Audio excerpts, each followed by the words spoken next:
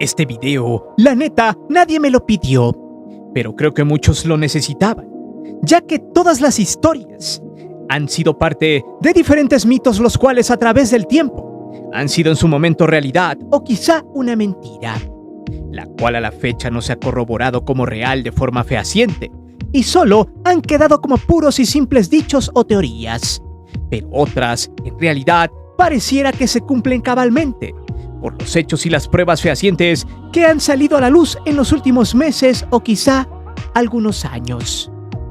Lo que es una realidad es que todos estos casos han pasado de boca en boca y de generación en generación. Y estamos seguros que, así como estos 5 que verá a continuación, ha habido muchos más, los cuales han estado más turbados que Karely Ruiz en acción.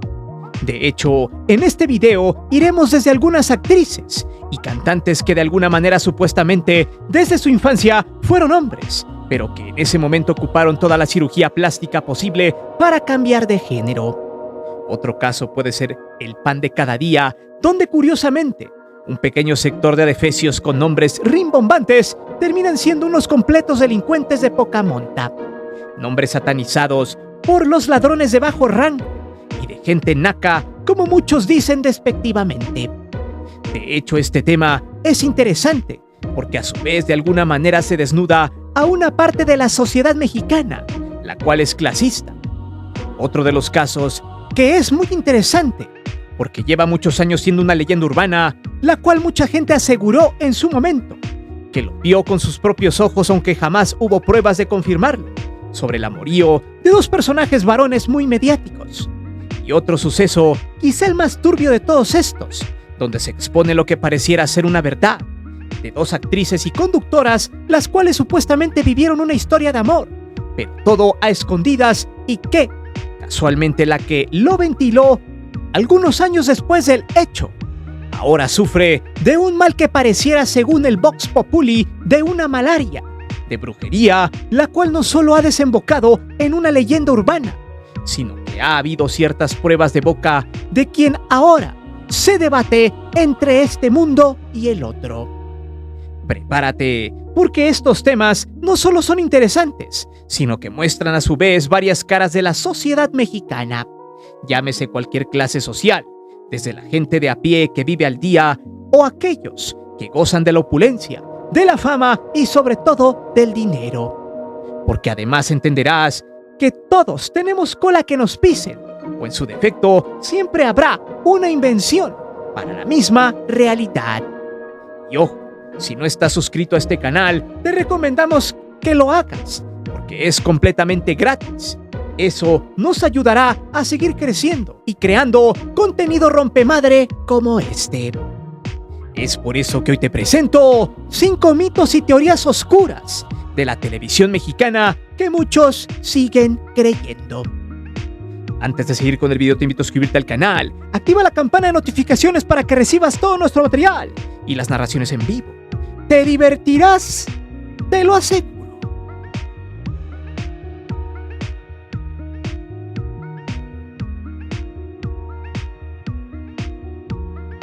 En los años 90 hubo muchos cuentos bastante inusuales, los cuales tiempo después se terminaron desmintiendo. Por ejemplo, el del chupacabras, del cual ya hemos hablado en este canal. Un personaje que se inventó, al menos en México, en TV Apesta, con el usurero Salinas Pliego y sus huestes de ese canal pitero y caducado. Sin embargo, en aquellos tiempos crearon esa cortina de humo de un supuesto monstruo volador, como una especie de vampiro el cual atacaba a ganado vacuno, borregos, cabras, aves y a otros animales que habitan mucho en los ranchos de las comunidades.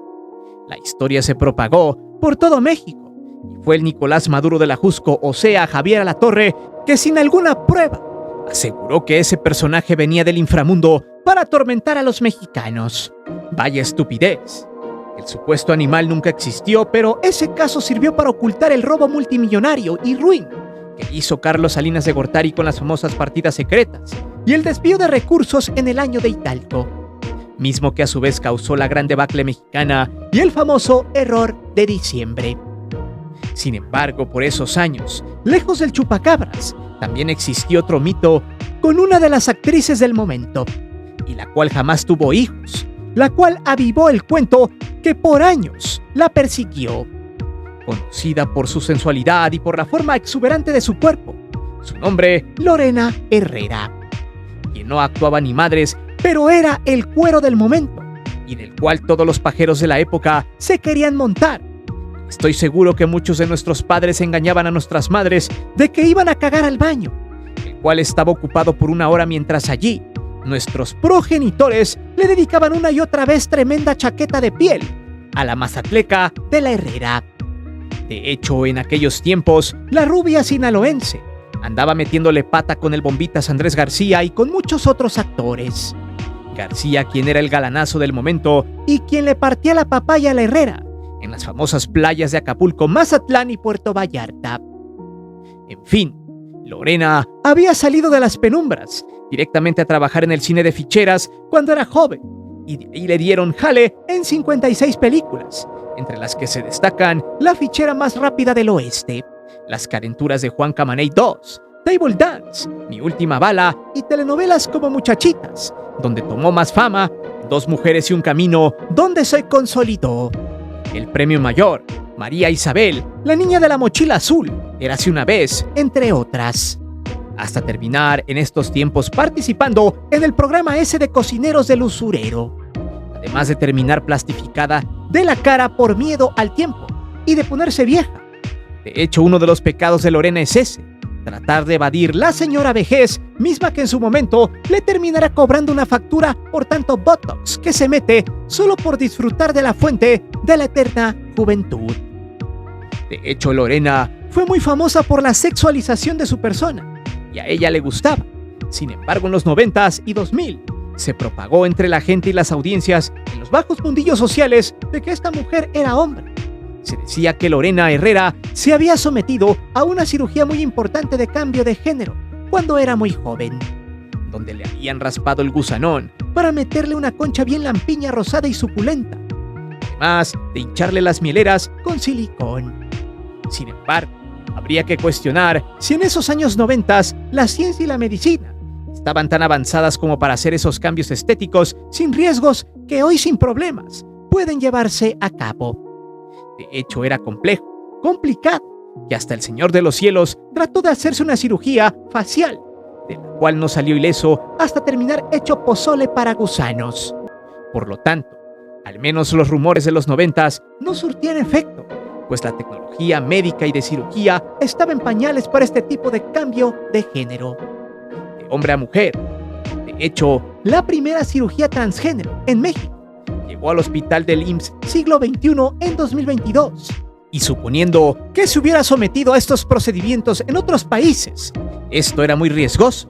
De hecho, en una entrevista con el enano gangoso y chupanepes de Gustavo Adolfo Infante, un 14 de abril del 2019, Lorena explicó que 16 años atrás, o sea en 2013, se había operado los labios y que había quedado mal. Se los había inflado, lo cual en aquellas épocas los procedimientos eran muy rudimentarios, cosa que le había traído problemas estéticos más adelante. Imagínense, si los labios fueron un problema, un cambio de sexo la hubiera mandado a dormir con Satanás. Sin embargo, uno de los que alebrestó más este chisme fue Facundo, quien aseguró que ella era hombre desde niña. Todo porque Lorena siempre ha tenido un cuerpo descomunal, que pareciera que no es real. En fin, todo surgió gracias a una pelea simulada en el 2000, en el programa llamado Barra Libre, donde salieron de bronca y se descontroló la mentira al grado de que Facundo asegurara sus dichos. El engaño se volvió a esparcir y se quedó generación tras generación, y ellos terminaron peleados de a de veras. Sin embargo, en una entrevista, Lorena dijo lo siguiente: pues no, él debería vivir completamente agradecido de que yo no le he demandado porque lleva años que dijo que sí era hombre. Trascendió ya, y hay personas que lo creen. Yo nada más porque me da tanta flojera demandar, pero yo tengo registrado mi nombre y como marca. Yo lo podría demandar en un segundo y con todas las de ganar. Entonces debería de agradecerme. Me lo cruzo, nos saludamos y ya. Pero que no vuelve a abrir el pico porque pues quién sabe en qué momento me agarre y que se apodere el espíritu de Lucía Méndez y lo ande yo demandando. O sea, ya son cosas fuertes, pero se pasó. Al final, todo terminó en un mito, un engaño que duró generaciones y el cual afectó mucho a la actriz. Y no, Lorena Herrera nunca tuvo pija, no se la jalen.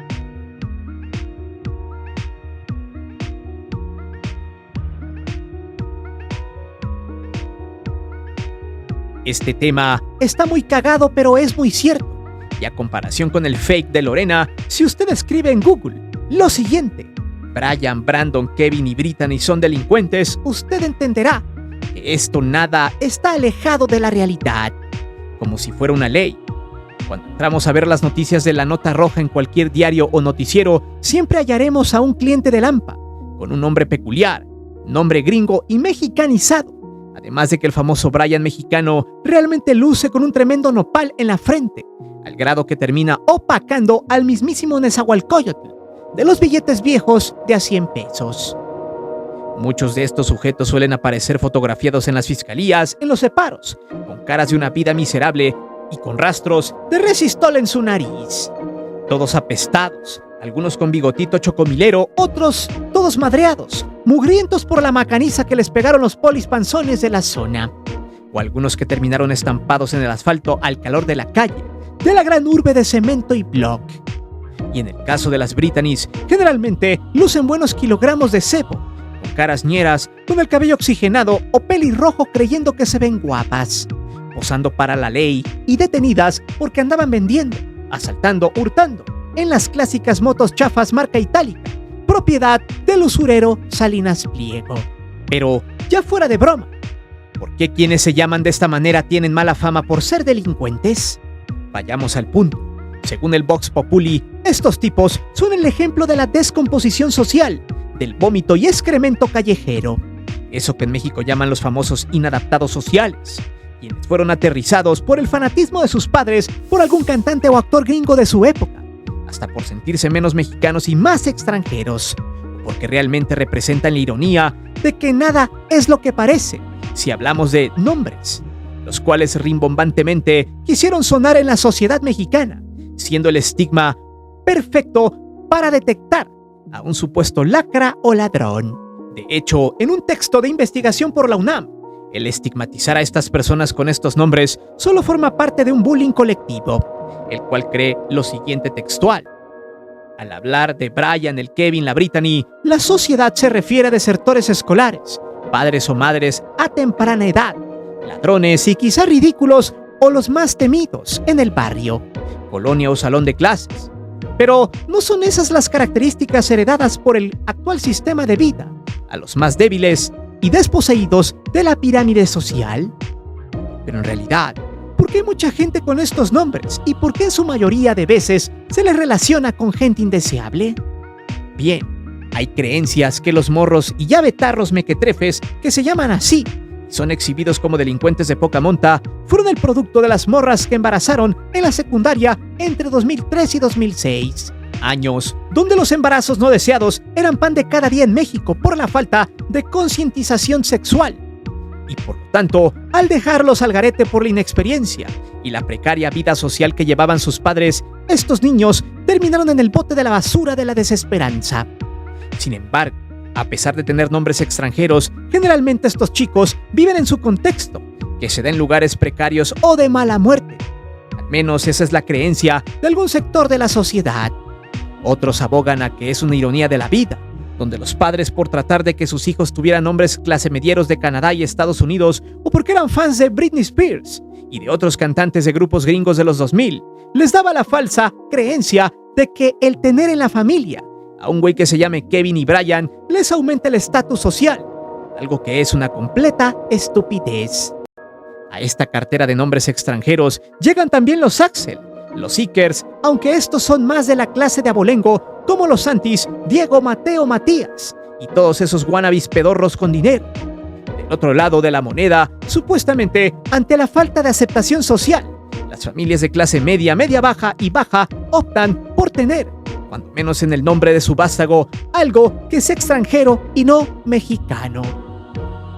Durante los últimos años, los jóvenes malandros y apestosos que aparecen en el C4 en su mayoría se llaman Axel, Brittany, Kevin o Brian, curiosamente son los nombres que más pululan en la lista de maleantes, de gente sin estudios, que buscan la vida fácil, clientes de la podredumbre social, que se han convertido en un meme totalmente real, siendo parte del triste estereotipo mexicano, donde si el nombre se repite muchas veces con las lacras, es porque termina siendo una ley de vida. Algo completamente sesgado y sin fundamento, pues quien es malo, quien es asaltante y parte del negocio de la mafia, lo será porque su educación fue precaria y su contexto social lo convenció de que es más fácil ganar dinero mal habido sin importar cómo se llame. Por ahora el Brandon, el Kevin y la Brittany son ejemplos del estereotipo de una sociedad basura, así como en su momento lo fuera el Conalep, escuela donde supuestamente todos estos malandros se enseñan a robar, a embarazar morritas con el clásico fuego en la pepa y así seguir con el ciclo de la basura social.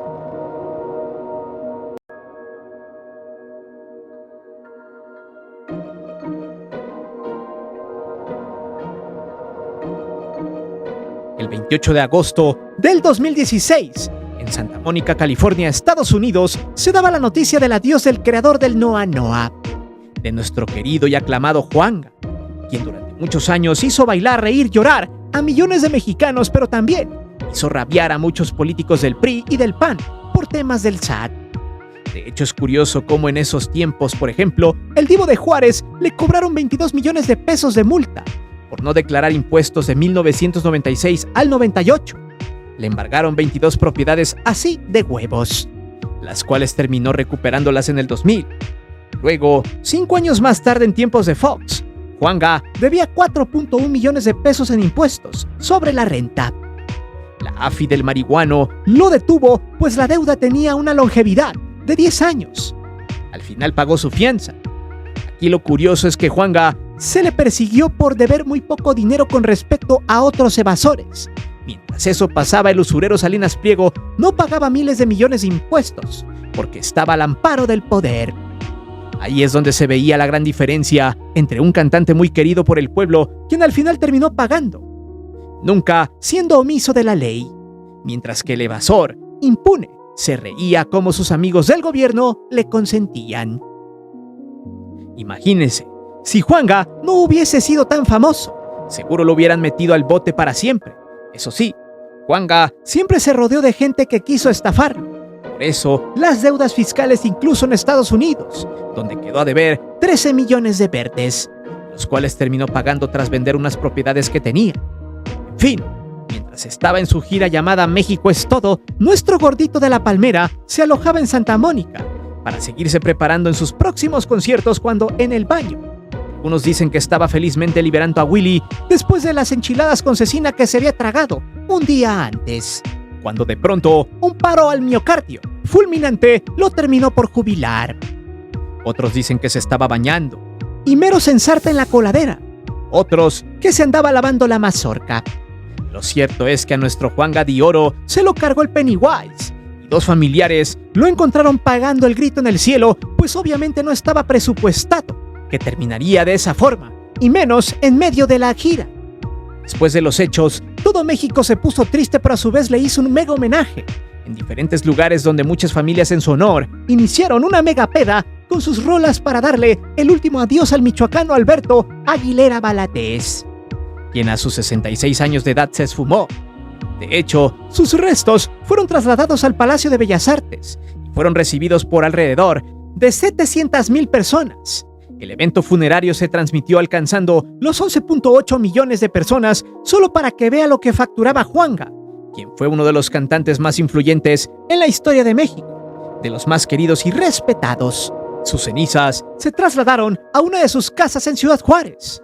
Sin embargo, la negación de la gente que lo amaba empezó a crearse en el imaginario que el Divo de Juárez no se había ido con San Miguel. De hecho, aquí es donde surge todo, debido a que cuando la parca se lo llevó, el cuerpo de Juanga nunca se vio. Incluso el peritaje fue muy extraño. No tardaron en cremar los restos, por lo que muchos creyeron que había fingido su muerte. De hecho, hasta personajes famosos como Arturo López Gavito ha sido uno de los más fervientes creyentes de que este personaje sigue vivo. De hecho, en 2024 circuló en redes sociales un audio que supuestamente es falso, pero que parece muy real, donde aparece la voz de Juanga, el de la tanga, quien según saludaba a sus fans diciendo que todo había sido un montaje. Textual, la voz decía: Mis amores, soy Juan Gabriel. A todos mis fans que esperan que regresara, pues sucedió. Quiero decirles que quien se ha hecho cargo de mí es Joaquín Muñoz. Durante todos estos años que fingí todo, él me ha mantenido y me ha cuidado. Dando supuestas pistas de quien se había encargado de él, quien era Joaquín Muñoz, su ex asistente. Sin embargo, para mala suerte de los fans, ese audio había sido creado con inteligencia artificial. Pues qué curioso que en 2024 haya salido a la luz justo cuando ya existen muchas plataformas para emular la voz de personajes públicos y famosos. Sin embargo, la versión de López Gavito no va más allá del mito, pues se basa en que el Divo de Juárez fingió su muerte porque tenía muchas deudas fiscales. Por eso iniciamos el tema explicando esta parte. De hecho, suena ciertamente lógico, pero hay algo que no cuadra. López Gavito textual dijo lo siguiente: él estaba mal de salud y debía mucho dinero. ¿Cuánto debes? Tanta lana, mejor te desapareces. Lo que no cuadra es que tampoco puedes desaparecer así nomás porque sí, porque tampoco generas, por lo que tendría que ser en algún lugar donde literal nadie te conozca. Juanga no estaba en condiciones para darse esos lujos. Sin embargo, para alebrestar más la teoría de su falsa muerte, en este 2025 se dijo que reaparecería, mostrando una necesidad enfermiza por volverlo a tener en vida de parte de los medios de comunicación. Pero esta teoría es del propio Joaquín Muñoz, quien platicó una anécdota sumamente interesante. Textual dijo hace algunos años con el limpia smegma de Jordi Morado: un señor de la funeraria me dijo que algo pasa con Juan Gabriel, porque a los muchachos de la funeraria no los han dejado cargar la urna. Nadie puede tocar. Y no fue un chismoso X, fue alguien importante. El manejo funerario es anormal, sobre todo por ser en Estados Unidos. No se ha hecho nada con su herencia. Ahí sigue después de 7 años, y no la han repartido porque saben que allí anda. La otra es la comunicación, la persona que se comunica conmigo. Sin embargo, la señora cotorra de Marta Figueroa dijo que había recibido un mensaje del Divo. Seguramente Juanga lo mandó desde el conocido Café Infierno, mientras se chingaba un macchiato. La periodista de chismes dijo lo siguiente: Como 2 años después de que se murió, llega un mensaje y me dice: Hola Marta, soy Alberto. Empezamos a platicar, no muy seguido. Me falta verlo para decir 100%. Se muere alguien y me manda una canción que hizo con él. Foto. Ahora que se murió Diego Verdaguer me dijo: tenía esta canción que no sacamos. Según Muñoz, quien parece que lo extraña y se ha generado una idea bien cringe en la cabeza, Juanga, con todo y diabetes, saldría de su madriguera secreta en este 2025, estilo búnker de la Unión Soviética, para salvar a México de los corridos tumbados, Peso Pluma, Natanael Cano y todos esos cabrones con voz de perro que le cantan a los malos, endulzando los pollitos de colores. Y ahí es donde México volverá a creer en el amor. Hoy esa jalada. Eso sí, sería interesante que estas teorías fuesen realidad. De serlo, sería la primera vez en la historia de la música mexicana que un ídolo regresa del autoexilio, con una muerte fingida, la cual por años México le ha llorado. Por eso pregunto, ¿tú qué harías si te enteras que Juanga está vivo? Por cierto, durante más de 8 años han circulado videos de gente que supuestamente es Juan Gabriel. En realidad, son puros imitadores. A la fecha, el mundo del espectáculo ha esperado este año para que el Divo regrese a los escenarios, cosa que parece nunca pasará.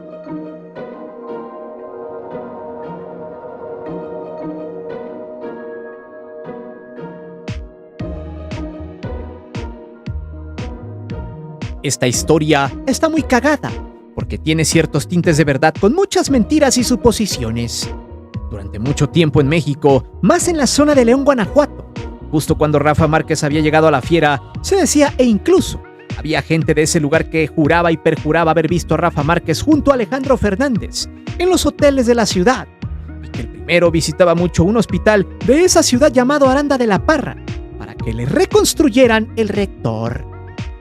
En serio, esto es una estupidez, pero que la gente, y mucho ocioso, se creyó.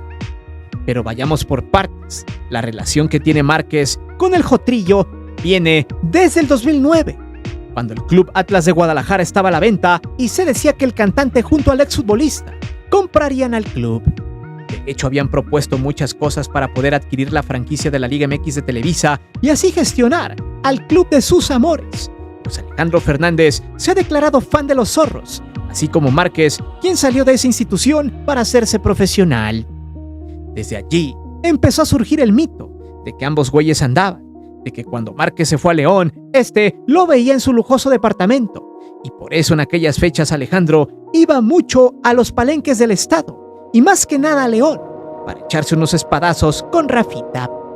Sin embargo, al vérsele juntos era más que nada por amistad que se profesa, y algunos negocios que quisieron emprender juntos. Aunque caras vemos, agujeros no sabemos. Además de que ambos tienen alejados de los reflectores a sus mujeres. Pero ojo, que eso de que anden con mujeres no quiere decir que no tengan ciertas preferencias. Allí está el finado de Daniel Biñoño, quien tuvo una hija pero le encantaba que le picaran la piedra en el yacimiento de Cacahuate. Pero bueno, el punto es que ambos tipos han explicado que ellos no son gays y que todo es una mentira. De hecho, en el caso de Rafa Márquez está cagado, porque Adriana Labat lo dejó porque le puso el cuerno con JD Mitchell, la ex de Alejandro Sanz, y supuestamente le puso el cuerno a esta años después, con una conductora de deportes que ya está en el olvido.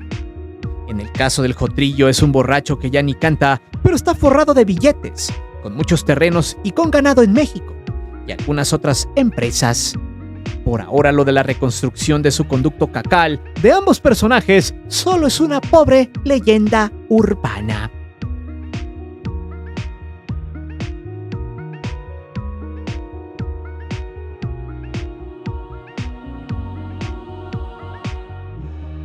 Esta es una historia que pasó de ser un mame y materializarse en una posible verdad, a ser literal una historia demasiado turbia, que incluso para muchos esto terminó en lo que la gente conoce como brujería, por los hechos que ha sufrido uno de los personajes muy polémicos del medio, llamado Yolanda Andrade, misma que mostraremos en este video.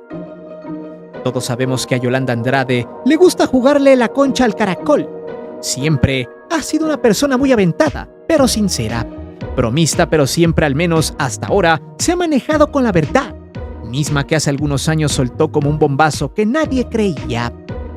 Fue en 2019 cuando Yolanda se sinceró en una entrevista, donde dijo que había sostenido una relación con una actriz y conductora muy popular del medio, pero que no podía revelar su nombre, que de hecho había viajado hasta Ámsterdam y se habían casado en un acto simbólico. Después de tanto misterio, se reveló que con quien había mantenido una relación en secreto había sido Verónica Castro. Después de esas declaraciones, la gente empezó a relacionar el cómo es que estas dos conductoras mantuvieron esa relación, cómo se habían conocido. Pero esto estaba muy fácil, en la versión de Big Brother VIP del 2003, señalando que ambas ya se conocían desde los años 2000. Pero fue en ese reality show que tras bambalinas ya empezaban a tener ciertos vínculos sentimentales. Bien, al paso del tiempo, según Yolanda, empezó a tener ciertos afectos hacia Verónica, quien supuestamente le hizo segunda, por lo que la tortilla estaba muy caliente y el tijerón nocturno, con una fiesta de nepes de hule, pudo hacerse presente. Por un lado, la experiencia, como los buenos vinos, Verónica Castro con su porte sacaba el picayelo para reventarle la pantufla a la bromista de Yolanda y viceversa. Eran un toma y daca que conjugaba la sensualidad y la locura. En fin, Yolanda, al pasar de los años, no negó la relación, mientras que la Vero sí. Incluso dijo que no sabía qué buscaba, si ella había dicho todo de broma.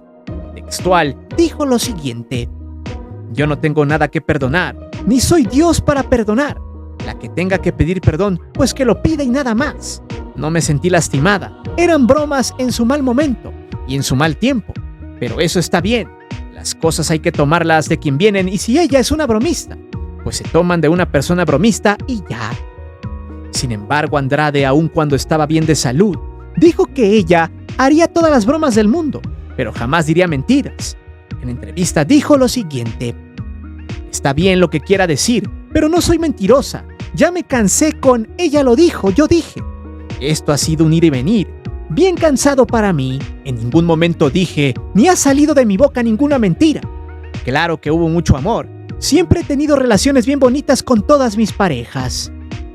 En 2023 sería cuando se avivaría la polémica y hasta la quimera de Cristian Castro saldría al ruedo diciendo lo siguiente: Hasta la fecha no ha presentado ninguna prueba, no ha dado detalles de nada, no hay chats, no hay un relato contundente de cuándo sucedieron las fechas, cuándo empezó, cuándo terminó y por qué terminó. De hecho, cuando se supo que Yolanda estaba delicada de salud, la quimera Castro dijo que no le interesaba su estado de salud, siendo un completo ignorante del tema. Sin embargo, para mayo del 2024, Yolanda volvería al ruedo, mostrando en sus historias una foto de una iglesia, donde está la Virgen de Guadalupe y la bandera mexicana. Ahí se logra leer la siguiente leyenda: Verónica Castro, tú y yo sabemos. Por lo pronto, de mi parte, te pido reflexión. Haciendo estallar las redes sociales. La foto venía acompañada de la 9ª Sinfonía de Beethoven.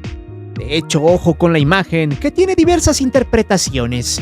Una de ellas que puede ser muy turbia y que tiene que ver con la supuesta brujería que le practicó, mandándole el mensaje a la Castro de que ya le pare, que ya había hecho mucho con sus malos deseos y por eso le enseñaba a la Virgen Morena. Ahí Yolanda ya no estaba bien de salud. De hecho, es raro, porque en 2023, año donde se aviva más el mito de que anduvo con Verónica, ella empezó a tener problemas en un ojo por un tema de un aneurisma cerebral, el cual luego se desmintió. Tanto así que en el 2024, luego de las imágenes de evidencia que dejó, empezó a tener una recaída exponencial al grado de poner una pausa en su carrera, retirándose momentáneamente del reflector. Sin embargo, después se reveló por medio de su amigo Enrique Gou que en realidad Andrade se retiró por un problema de esclerosis múltiple, la cual es una enfermedad que daña las vainas de mielina, que es una especie de recubrimiento de los nervios. Esto suele deteriorar las capacidades motoras de las extremidades e incluso un daño crónico puede nulificar la movilidad corporal. La enfermedad es muy dolorosa y requiere cuidados muy extremos por el entumecimiento del paciente. En este año 2025, Yolanda Andrade solo ha hablado poco del tema. Se ha mantenido fuera de los medios y redes, a excepción de señalarle a su amigo que no tenía por qué haber revelado el problema del cual sufre. Sin embargo, todos estos hechos y la malaria que le ha caído a la conductora, que la han dejado incluso con problemas del habla, es que todo le cayó de trancazo. De hecho, su amigo el campeón Julio César Chávez opinó al respecto. Textual, dijo lo siguiente: Hoy Yolanda viajó a Estados Unidos para unos análisis. Es un chequeo nada más de rutina de parte de ella porque realmente no le hallan qué es lo que tiene, porque está muy raro eso, que es brujería, que no es brujería, que es una bacteria, o sea, pero está bien, gracias a Dios. Mencionando que quizá eso podría ser o no brujería, pero ¿será verdad? Vayamos a ver. En una entrevista que dio Julio Preciado, le preguntaron al respecto del tema. Este dijo que ha hablado con Yolanda, quien recurrió a los santeros para ver qué rayos tenía. Textual dijo lo siguiente: la verdad no se sabe ni lo que tiene. Ella es una guerrera. Es muy desesperante no saber lo que tiene. Me dijo que fue hasta con brujos porque me dijo que no puede dejar nada de lado. Pero ojo, que en el 2023 la misma Yolanda, después del problema de la vista, dio una entrevista donde explicó que según le habían hecho trabajos del diablo y que no descartaba que sus males, que empezaron con un simple dolor de cabeza, hayan sido producto de un trabajo encomendado a Satanás. Textual dijo lo siguiente: tuve episodios bien raros porque me empezaron a decir, tú tienes un trabajo, una brujería, una no sé qué. Confesó en entrevista y luego explicó que decidió meterse a eso para combatir ese mal, que según le mandaron. Fíjate que no fue así de, me voy a ir con el curandero para que me dé el remedio de eso. Las misas, el creer en Dios, el no estar pensando en eso. Mi fe, la Virgen de Guadalupe. A la fecha, lo que se puede decir de Yolanda es que de la nada le cayó el problema nervioso y motor, los males en la mielina para dejarla casi inmóvil, curiosamente después de revelar su supuesto amorío con Verónica Castro, a quien mucha gente ya la tacha de bruja, siendo ella la responsable de la caída vertiginosa de Yolanda Andrade, misma que avisó que el día que estire la pata revelará todas las pruebas del amorío que sostuvo con la Vero, quien ha visto afectada su reputación por andar jugándole al tijerón. Pero dime, ¿cuál de todos estos casos es el más oscuro? ¿Tener nombre gringo y cara de nopal es sinónimo de delincuencia? ¿Realmente Verónica Castro le hizo brujería a Yolanda Andrade? Déjame saber tus respuestas aquí abajo. Recuerda que aquí leemos siempre los comentarios y no olvides suscribirte al canal y de activar la campana de notificaciones. Mi nombre es Guillermo Antonio. Nos vemos hasta la próxima.